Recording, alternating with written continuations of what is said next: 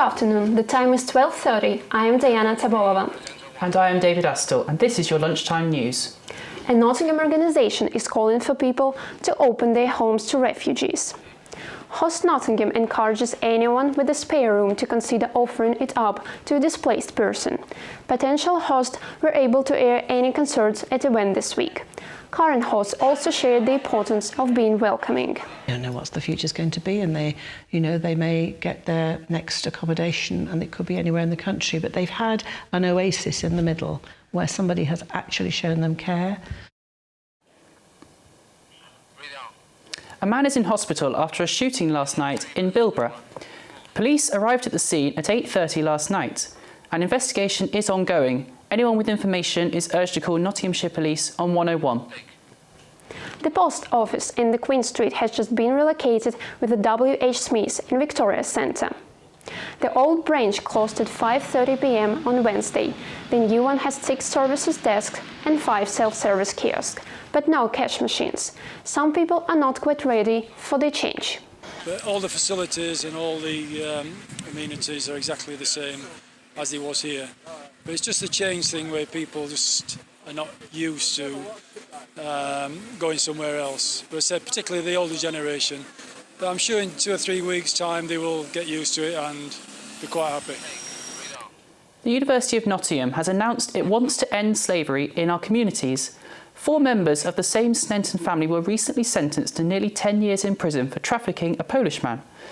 Dr. Alison Gardner of the university says that this illegal activity is happening everywhere. Legal industries in which modern slavery is often found, it's extremely diverse. So the obvious ones that people I think are more aware of are things like car washes and nail bars, but it can also be found, as you mentioned, within agriculture. It can be found within hospitality industry. Radical left-wing supporters have gathered in Nottingham as part of a national anti-Brexit roadshow. The Love Socialism Hate Brexit campaign aims to engage with local communities to enforce a radical Remain movement which will put an end to Brexit. The gathering placed an emphasis on Brexit's negative impact on employment, the economy and the environment.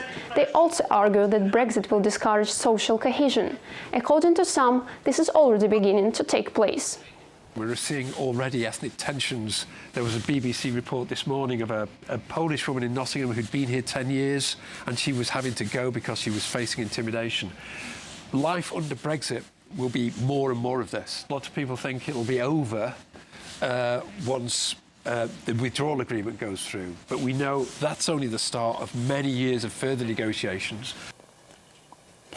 The Nottingham Arena, the Motorpoint Arena, has taken the next step towards a cashless society. They are the latest in a long line of food vendors offering an app where people can order food to their table from their smartphone. However, there are concerns that older people could be left behind by the change. What I tell my staff is, if you see an older person and they have a question about the app, show them how to download it, help them get it onto their phone, because at the end of the day, the more people that use it, the easier it's going to be for us.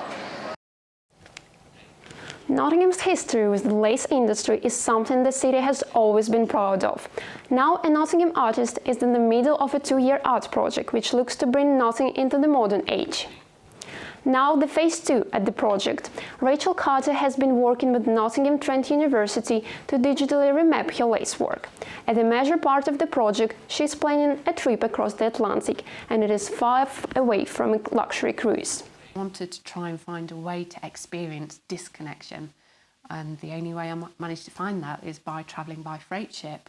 So there's no luxury, you will become part of the crew, you eat when the crew eat, but there's no access to Wi-Fi, no phones, so for that entire journey I will be completely cut off. In sport, Mansfield Town drew 1-1 with Newport County last night in the first leg of their playoff semi-final. The Stags took an early lead through star winger CJ Hamilton, but Newport snatched a late equaliser at Rodney Parade through striker Podrick Ammond, who turned in after his penalty was saved. The second leg at Field Mill is on Sunday evening. And now for weather. This afternoon will be sunny in areas with some showers. The temperature will be between 9 and 12 degrees Celsius. That's all from your lunchtime update. We will be back at 4:30 with your latest news.